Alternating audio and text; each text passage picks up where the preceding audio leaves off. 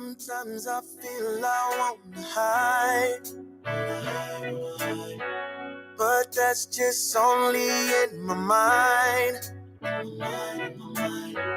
This funky groove just keeps me high. It brings me alive. And maybe I'll wait for the rain. Get caught up in it, let my thoughts go. So many things on my mind.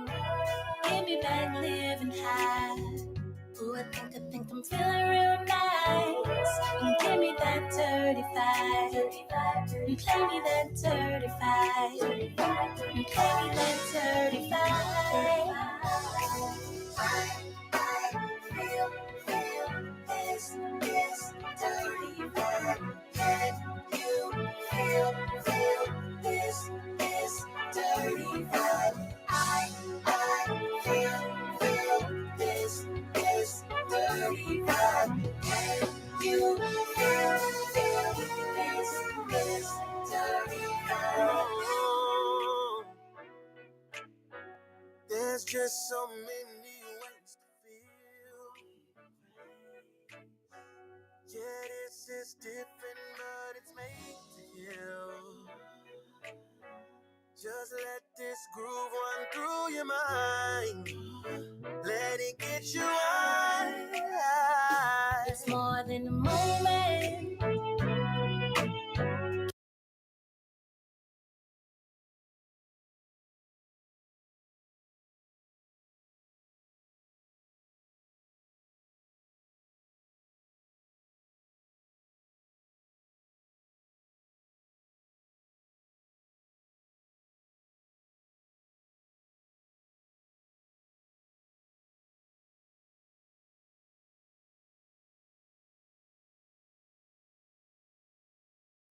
Check one.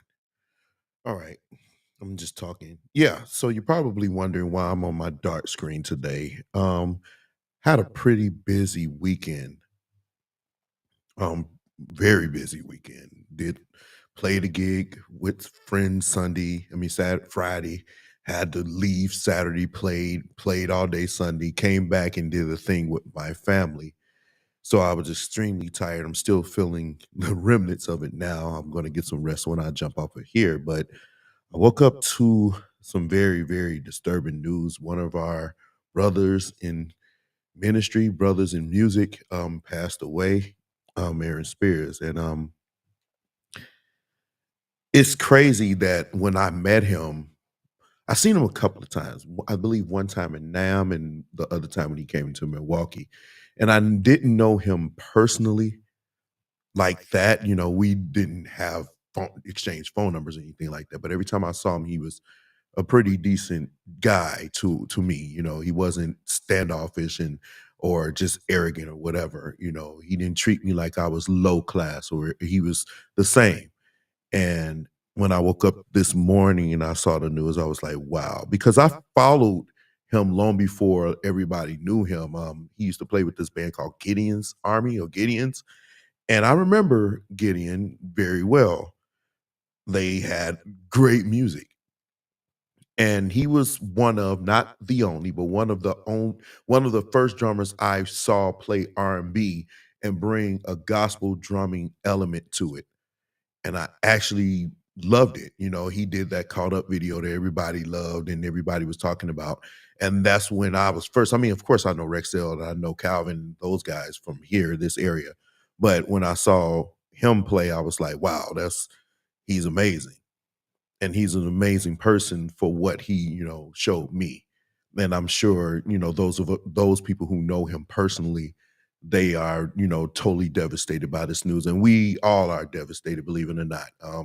Some things are more important than what's going on in life or the latest fad or top 10 gospel, whatever lists or whatever. Some things are more important. And a person's life is definitely more important. He's impacted a lot of musicians, a lot of drummers.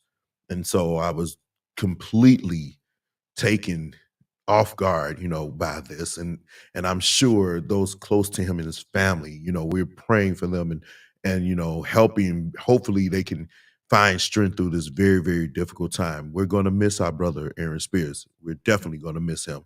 And I wish, man, I wouldn't wish this on nobody. Like, wow. I'm seeing in my timeline, everybody's talking about it and posting his memories and everything. But the one thing I can honestly say is that the impact as a musician that you leave to the community, it should go beyond music, and it should, bring some level of, I don't know, just when people talk about you, it should always be something that resonates and lives on. I always speak to the younger musicians that after you leave, what's going to be said about you? What will be your legacy? What will be your legacy? And I'm happy to see that he has impacted a lot of people's lives in a positive way. And that for me resonates more than any musical note that he could have ever played. But, I want to again offer my condolences to his family, to his friends, and to everybody that was close to him, his wife, his children, his parents. And, we're deeply, sorrowful for this even happening. And we will continue to pray for you and pray for your strength. Our brother, we'll miss you.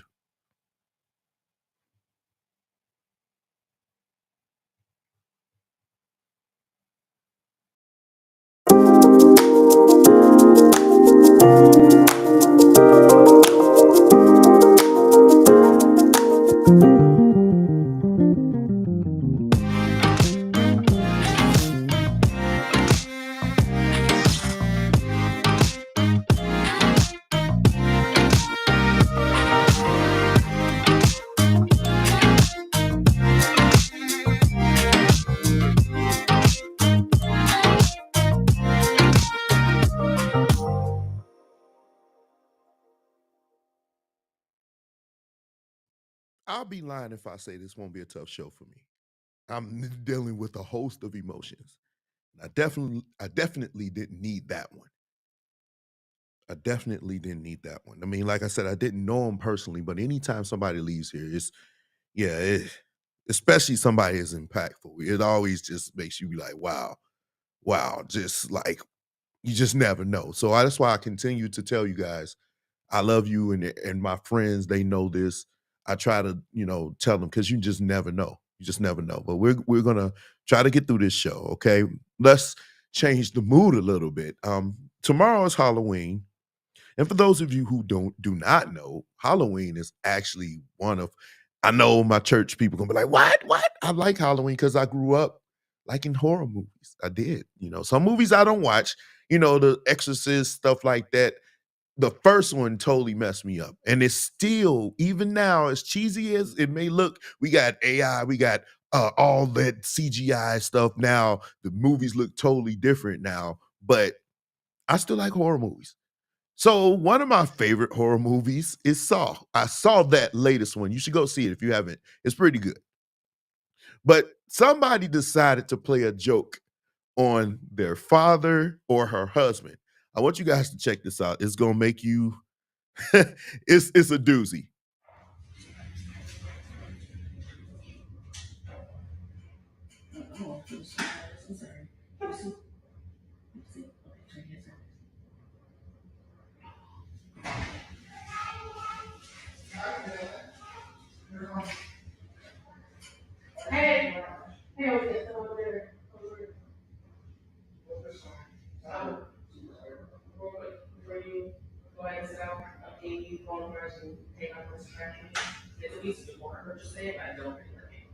Piece of cord. Where'd you get it from? What did you just say? You got what from a garage sale?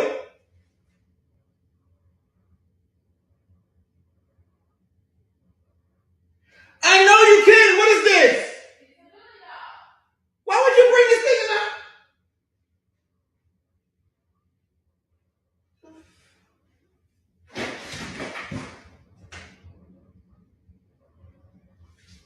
Dakota, stop playing.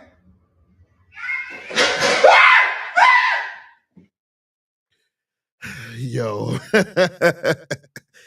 The fact that he just started screaming like, ah, ah. Now let me ask you this question. If this were you, Would you have screamed like that? Me, I don't scream. I probably this probably would not have boded well with me, depending if I had the rainmaker with me.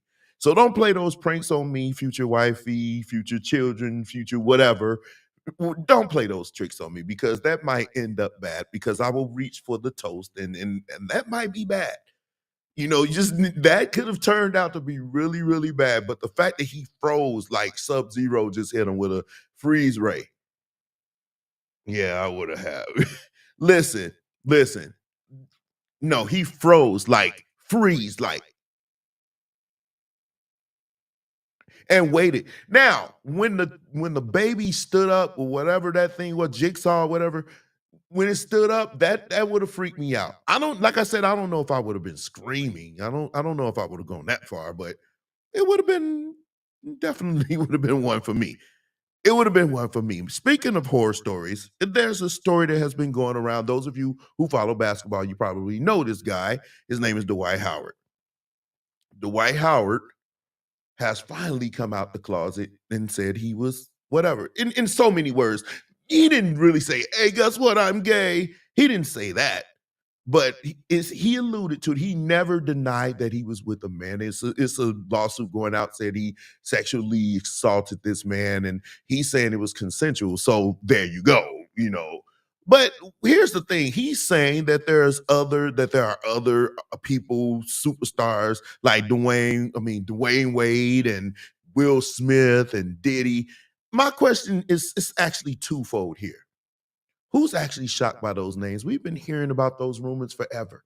This is Hollywood. Everybody's doing everything under the sun. It's not going to make everybody lose their soup or lose their minds over it. Here's my other question. I've been seeing this post about Dwight Howard and his sexual preference pop up in a lot of male dominated sports groups. And I've always wondered, why do we care so much about what another man is doing? Why do we care so much? And the answer is simple. And then move on. A lot of men out here are wrestling with this thing and they over project to cover up what they may be dealing with themselves. I've seen it so many times, it's not even funny because it's not even a story. So, what if somebody you personally don't know comes out as gay? But you are so invested in it, and it makes me look at you a little bit side eye, like really side eye, like because it's like, why? I never could understand why so many men care about what gay men are doing. Let me say this me being a bass player for a few artists here in gospel music, I love my gay brothers. I love them. You want to know why? Because when I was actually looking, they were wonderful because they made so many choices available to musicians. They made so many choices. So think about it. If you in a choir that has 30 sopranos and 30 altos and 30 tenors, but out of those 30 tenors, 26 of them may have been, alternative, and the other four were married or had somebody, that left 60 women for four musicians to pick from. So I never will complain about gay men. I won't bash you. I will listen. Let me buy you Chick-fil-A because you moved out the way and left us to be able to pick and choose the other the best. That if for nothing else, I thank you for that. But realistically, it is hypocritical because gay men get the side eye, they get ridiculed. We hearing F it, not F it like F you, but like the F-A word. We hearing that and all sorts of derogatory statements from the pulpit about them, but you never hear them talk about very, very you know, playful men out here that has been bouncing around. Y'all remember that game called Cubert? Do y'all go back that far? Am I showing my age?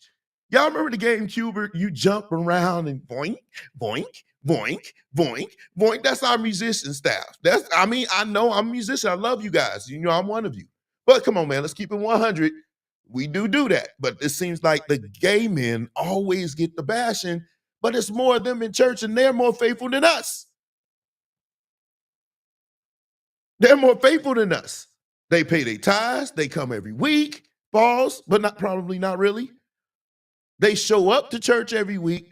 They do what they supposed to do, but because they are gay, we beat them over the head. But we got a musician that's probably slept with half of everybody in church, and we like, oh, that's nothing. I never really understood that about us. Never really did. Since this is Halloween, let me show you the scariest thing I've seen all week. Tomorrow's Halloween. I'm going to watch a horror movie before I go to sleep. But tomorrow's Halloween. But I saw something even scarier than a Freddy Krueger movie. And it was this. No, not that. This. You find this. She says, thanks. What I got to do to get your attention? Because you be faking. She says, get my hair and nails done. He says, what is your cash app? So in the very next one, she sends her cash app and he sends her $1,300. That's the scariest thing I've seen in a long time. And you said, well, why is that scary? Because the lady was faking you, which means she was curving you, means she wasn't texting you, she wouldn't respond, she was playing you to the left. And it wasn't until you sent money, and she didn't even say anything. He sent the money, and if you notice, it ended. He sent the screenshot of what he sent her. Did you see her say thank you with any hearts or anything like that? No. That's scary to me. That is men out here who will do that, send that kind of money. Now, you say $1,300 ain't a lot of money. It may not be to some of us. Some of us, it is a lot of money. But to some of us, it may not be a lot of money. $1,300. But I'm never going to spend $1,300 on something that's not mine, even if I'm rich. That's just stupid. The only people that will get $1,300 from me like that is people who are in need. Hair and nails, not need. Starving, my children, they need to eat, that's need. That's $1,300. That's groceries. That's helping them do something else. I probably would do more if I could, help it. But still, that's a need. Hair and nails is not a need. Now, let me ask you a question, ladies. Please answer this, please. What is there? Is there a hairdresser somewhere that's charging this price? What is the average price to get your hair and nails done? I'm asking for me. I don't get my hair and nails done. I cut my own hair, and I'm a bass player, so I keep my nails kind of low. So tell me, ladies, what is the average price to get your hair and nails done? And he did it on the text. Jay, he did it on the text, my boy. But I want the ladies, just tell me, what is the average price to get your hair and nails done? I want to know. I really want to know, what is the average price? Fellas, if you paid for it before, then you can. Me personally, I would just send money, whatever. I'm always spending more than whatever. I just be like, here, what you want me to do with the change? Just, I don't care what you do with it, it's yours. But I want to know, ladies, men, if you know, what is the average price to get your hair and nails done? That's all I want to know. But that was scary. My nails. Hey, Zakira, how you doing, sweetheart? My nails are 100 and my hair. God dog, who does your hair, Drew Poppin? Where are you getting your hair and nails done and it's $300? I need to know this. Now, listen, I love her. I love her and I love her daughter to death. She's very special to me. But I want to know, where are you going that's costing this kind of money? $300? That is a lot. For me, 200 for everything. That is, fellas, they got us beat. I mean, like I said, I cut my own hair, I do the best I can, but some of they charging that much. That is crazy. I just can't see it. I just can't see it. 150. Wait, a new unit. What's you? Wait, unit? Are we talking about hotels or apartments here? Unit. I'm so ignorant to listen. I just know it look good when I like it. I don't know what a unit is. To me, it sounds like a unit, like a storage unit or whatever. But some of the hair do look like storage. But that's besides the point. That's beside the point. 150 for my hair, 100 for my nails. But I don't wear a weave. No, I saw that when I met you. Oh, he said a wig. Okay. I saw that when I met you, Shatina. I saw that when I met you. I mean, I thought it was a storage unit. I mean, I will admit my ignorance. And certain things I'm very ignorant to. And hair, look, I just know what I like. I like it when it looks good. And I don't, me personally, I'm one of those men that like natural, whatever your hair is. I mean, if you want to press, it's fine. I like to run my fingers through your hair pulse. And if I'm feeling like Cleo, you got braids going to the back and cornrows, I'm like, what's going on up in here? Dang, ladies are hot. Man, I mean, and don't get me wrong, if my woman asked me to help her out or, baby, I need my hair and nails done, I would do it. I would do it, whatever. Here you go, babe. Go get your hair and nails done. Because I would look at it as you are a representation of me. So I wouldn't want my woman coming out looking like she just left Attica. I wouldn't want her to come out looking like she gonna hold up numbers and then do a profile as well. I don't want that. So I would look at it as an investment and it's making her happy. It's an investment. It's something that she will be happy. And she's going to wait, getting her hair done. She ain't going, well, nope. We're not talking about that now. But still, I'm pretty sure she'd be very appreciative of me getting her hair done. The wig is a unit. Thank you, Lakeisha. I'm ignorant to it. Now let's move on. Now listen, hopefully this is the last we hear of Will and Jada. But I want to touch this real quick. She did a book, and some people saying it's flopping.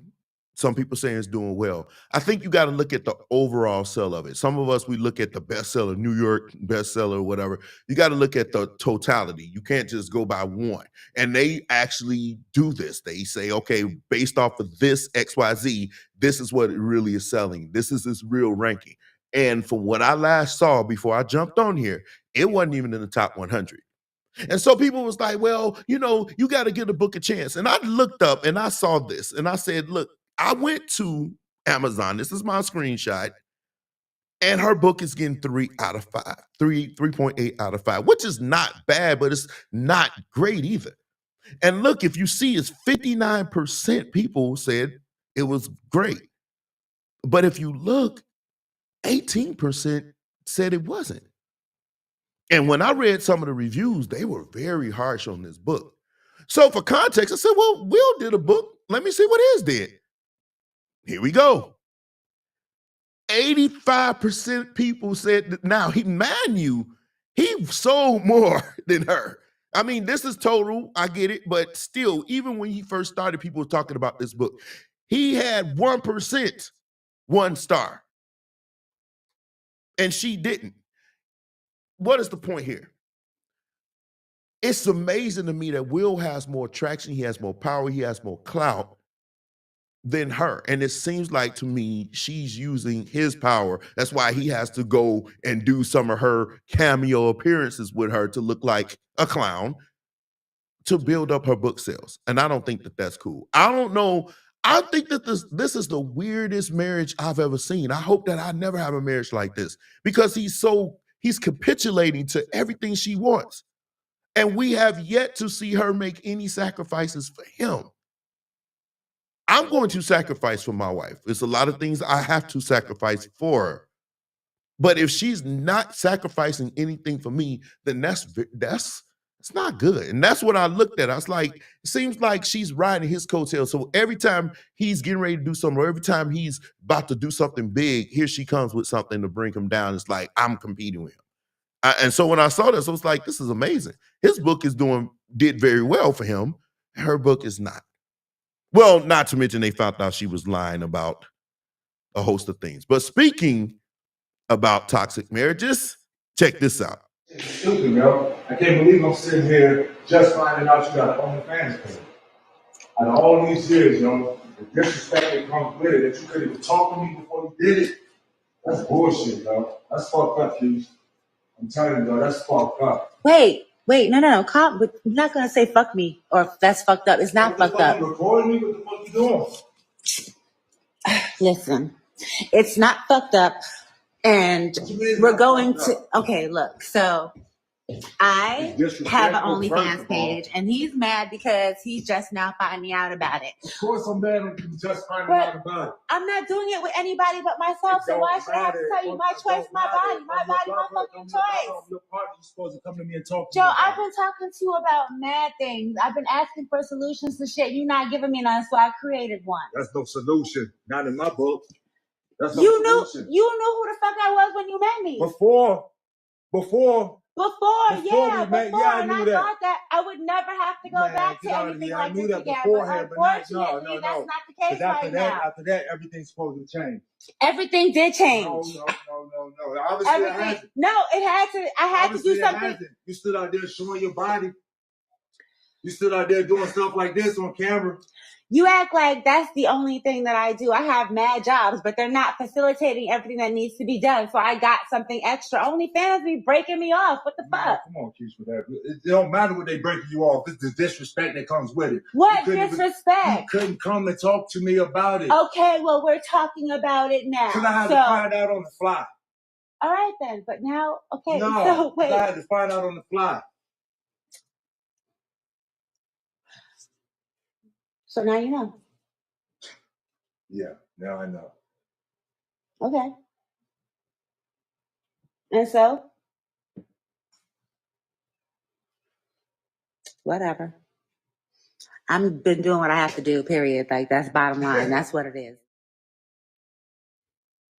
You can't make this shift up. So if you can't follow, Joe Smith was once a basketball player. He was a serviceable center, power forward. I believe he played for Minnesota a while back. He floated around the league. It was hard for me to keep up where he was towards the end of his career. He married this chick, and she's a model. She was a model at that time when they met. They got married and everything else. And so from what I'm understanding, he has bought a lot of houses in a lot of places, and a lot of those houses are vacant, and he's having trouble selling them, so that he's having some financial issues. Well, not necessarily financial issues like us, of course, but he's having issues because he's trying to sell these houses or whatever, but he still has money. But I guess she felt like she needed to go do an OnlyFans, and she did it without him knowing. It was a private situation. Once he found out about it, he was very upset about it. And he brought it to his wife's, he brought it to her attention. This is the way she decided to talk to him. And she wanted to videotape, which brings me to one point before we move on and really deal with this. What is it with you guys wanting to videotape personal conversations now? And we all know that the whole thing was fake. It was scripted. I remember saying that here. It may be a script with the Cheesecake Factory woman, that it may be a script or whatever. Even if it's a script, this doesn't look good on you, that you would take and do something like this, because it looks bad on you, or for us anyway, for men. There's some women in the comment section say she got to do what she got to do. You mean to tell me out of everything you could do that you 45 pushing 50 need to make? I don't want to see nothing. I don't want to see that. But why would I pay money to see that? I mean, there are some simps out here who would pay to see it, but if you look at her, she don't look young. She looks old. So why would I pay money to see that? No. And that is his wife, and he's absolutely positively right. If you're going to make a decision like that, then you should talk to your husband. And when she said, "My body, my choice," right then and there, Mr. Smith, was the end of your marriage, to be my opinion, because if she's talking to you like this and she's saying, "My body, my choice," then she's made it that she wants to be autonomous. So you should grant her autonomy. She doesn't want to listen to you. She doesn't respect you, because any woman that talks to you like that doesn't respect you. There's absolutely no way that any woman of worth would talk to her husband in this way after he, not you, facilitated their, because most of you didn't know her. You probably don't know her unless she was on some reality TV show. I believe she was. You wouldn't have known her if you fell over her in the street. But a lot of us men, we knew Joe Smith. This man was worth millions. You were worth 100,000. Nobody knew you. Everything that y'all had, he bought. And the disrespect that you showed, that's why it's a lot of these men, I'm in these groups, ladies, a lot of these men, they're saying, what am I getting married for? What benefit is it to me? Now, I can tell you it's a whole lot of benefit, especially for my friends who are married. But to these men, like, it's no benefit. And I don't understand why she felt like she had to do it. Ma'am, you are 147 years old. Nobody wants to see that. At least none. I know I wouldn't. I'm not, no. Even when I saw the pictures of her when she was younger, I was like, that's it. You know, I mean, but he must love her. Listen, I'm not trying to bash this man's wife, but obviously she bashing him. Because OnlyFans, now I've never been to an OnlyFans in my life. Never have I don't even know what site was. Is it OnlyFans.com? I don't know. But out of everything that you could have done, out of everything, you could have sold milk and cookies. Out of everything that you could have done, this is what you decide?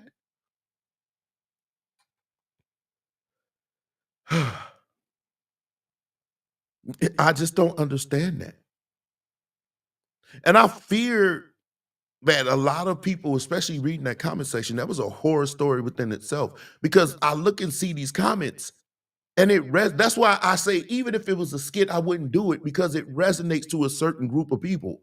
When the men have these dumb skits, it resonates to men, some men. When women do it, it resonates to some women. And I don't want our women thinking that it's ever okay to talk like that to the person that you vowed, you took vows to. So let me ask this question for people getting married. Is love, honor, respect still there? I've heard people say their own vows, and I listen very closely when you write your own vows to what you're saying. Believe it or not, I do. I pay close attention.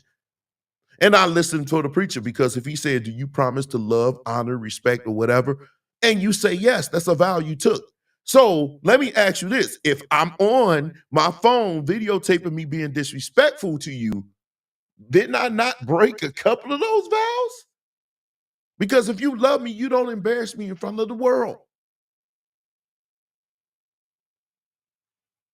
I just don't understand that. And I fear for the future of what we call marriage these days. I really do.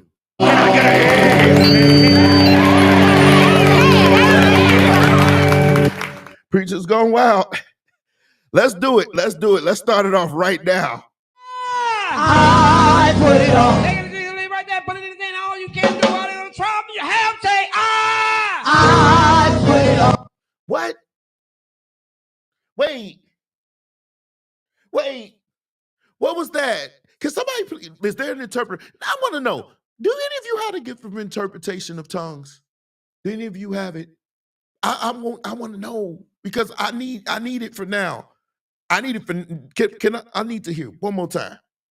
One more time. I put it on. Take it right there, put it in all you can do out of the trouble. You have to say, I put it on. And I'm gonna watch 20 on 20 or 20, 20. I'm gonna go to 20, I'm gonna go to 20, I'm gonna go down to the car. And I'm gonna go to 20, 21, I'm gonna 21, I'm gonna 21, I'm gonna 20, 30, 30 over here, 30, 40. That's what it sounds like. Somebody said it sound like an auction. That's what it sounds like to me. I didn't do my best auction, whatever demonstration, but still, it felt like that's that. What is going on in our churches now? Because if I was playing, I would have been like, what is this? And to me, it was just way too much. Just me. Sold. But to me, that was just way too much. Just way too much. But we just talked about something very, very serious. When I was younger, I played a revival. And the preacher got up after they called him and they said, hey, whatever, here you go, preacher, here's the mic. He started his message, took the scripture, my cousin played his talk music, and right when he was playing talk music, the man made like a blank Mitch McConnell look. And we were like, what's going on? That's why when Mitch McConnell, those of you who don't know who Mitch McConnell, he's one of the senators of our country, and he's older and he just freezes. So when I saw that happen, I didn't know what it was. I was only like 14, I was there playing, bass. And I didn't know. Then his eyes kind of like rolled, and then he kind of like people ran up to the pulpit and they tried to, work with him. And it was kind of scary because it got real serious then. I won't tell you what happened after that because the rest pissed me off to the highest point of passivity. But still, that started something that I was like, wow. And I literally seen, and it was another time when I was in church, a lady passed out. And unfortunately, she didn't make it. So the point is, some things we do in church, we see in church that are like, wow. Well, some of us have experienced ambulance or paramedics come in the church to have to do CPR or whatever on people. But I saw something that was sent to me, and this is so tasteless that I want you guys to see it. Let me see what you think of it. If it'll play. Will make a way.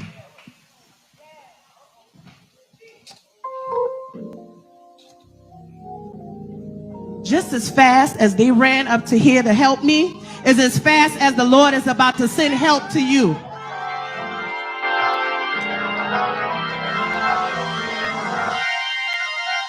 Just as fast as they ran up here to help me is as fast as the Lord is sending help to you. Just as fast as the Lord is sending help to you is as fast as I need you to trust and believe that God will do it for you. God's gonna do it. I'm sorry, y'all. Sorry.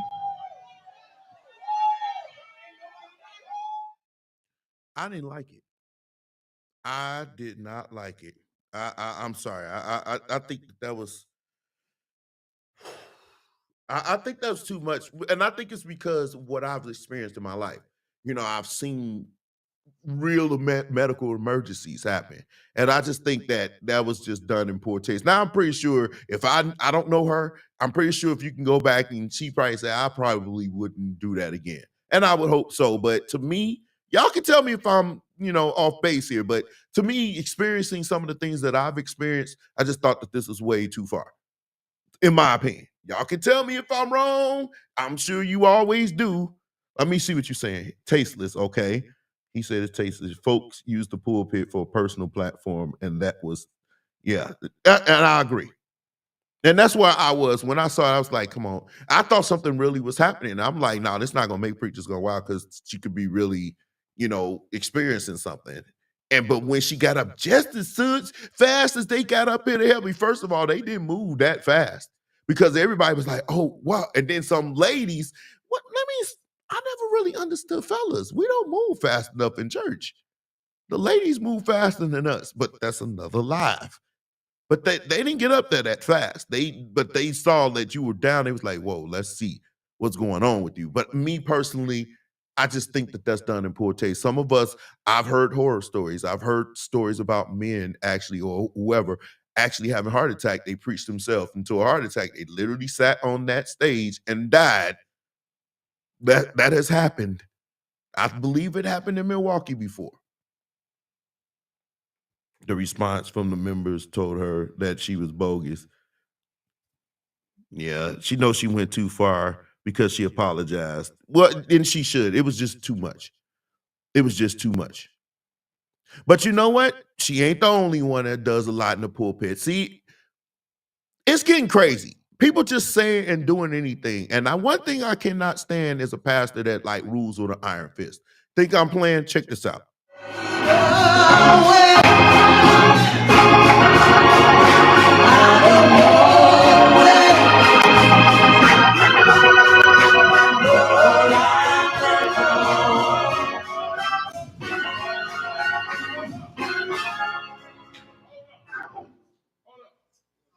The children not gonna sing. Y'all come on down. Y'all come on down.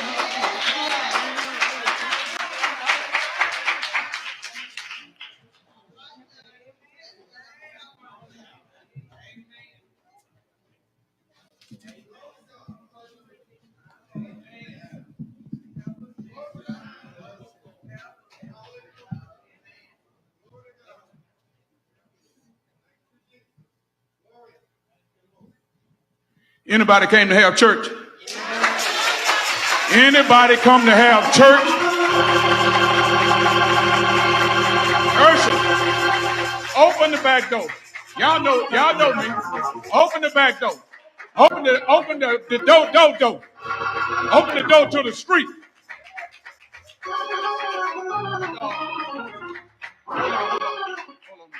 Sir, who are you? Yes. Okay. Say again? Okay. All right. We got it on Facebook. Look at it on Facebook. All right. Thank you so much. All right. Now, if you came to have service, to have worship, stand on your feet and look toward the back door. And tell the devil to get out. Invite him out. You not only have permission, but I command you to leave.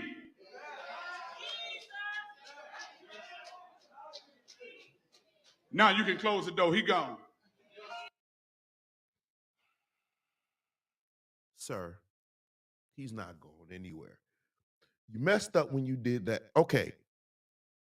I actually had a conversation with a young person recently about why young people don't go to church. She expressed to me one of the reasons why she doesn't go to church is because she feels like a lot of the pastors, they are mean, they abusive, some of the things that they say. Now, having watched this, it kind of fortified what she said because she said, "Are they singing?" and made them sit down. I'm thinking, I'm not saying you should deal with young people with kitten gloves, but it's a level of attack you got to use with them because they're young people just don't feel church like we did when we were coming up. They don't feel it like we did. It's not embedded in them. One of the reasons is because they were given a choice not to go, but that's another life. But still, the way he went about doing this, turning around and putting them on blast and stuff like that, I'm just not with that. I'm just not with that. And it just rubbed me the wrong way. And then he turns around and tells the whole church, all 15 of them, to turn around and look at the back door and say, "The devil go get out." The devil's like, "I ain't going nowhere. I'm here. I'm here." Because believe it or not, after it was over, they started singing again. But the devil ain't going nowhere. He like that owl. You remember I showed one preacher's going wild when they said the owl, they come and you supposed to sing and the owl will leave and the demons will leave and the owl, and they started singing. The owl was back there like rocking, like, oh yeah, y'all getting it in. That's what the devil was doing. He ain't going nowhere. He's probably active membership at your church. And if you have pastors and preachers who are ruling like this and saying that stuff and ordering people around, it's not your job. It's not your job to do that. That's why I just don't understand it. I think it's a level that it's that line that we cross all the time.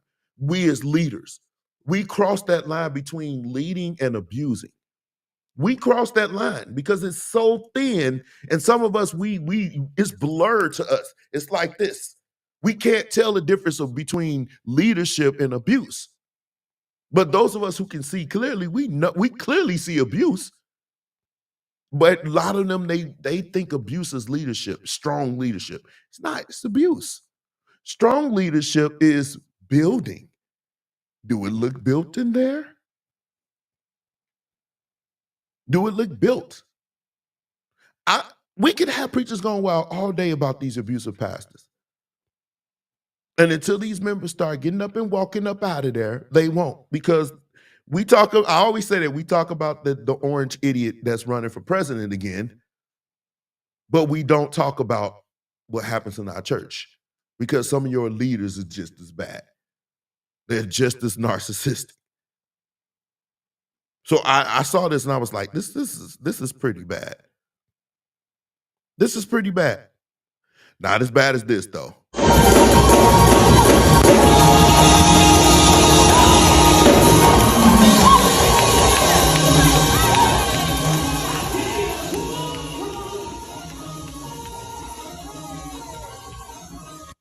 Now let me ask this question. Was that appropriate for church to wear? Yes or no? Just real quick. Yes or no? Was that appropriate to wear in church?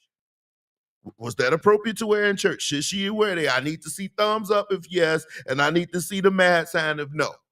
I just want to know, is this appropriate to wear for church? Yes or no?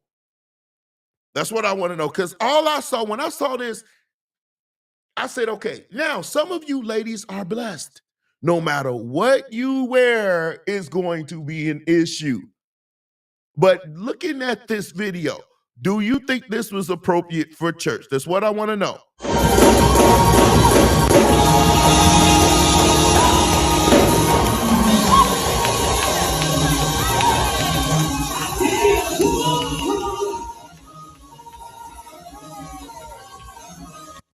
Now the chick in the gray wasn't half stepping, but she had a dress on. That's a perfect example that no matter what you wear, you know, if you blessed by God, it's gonna show.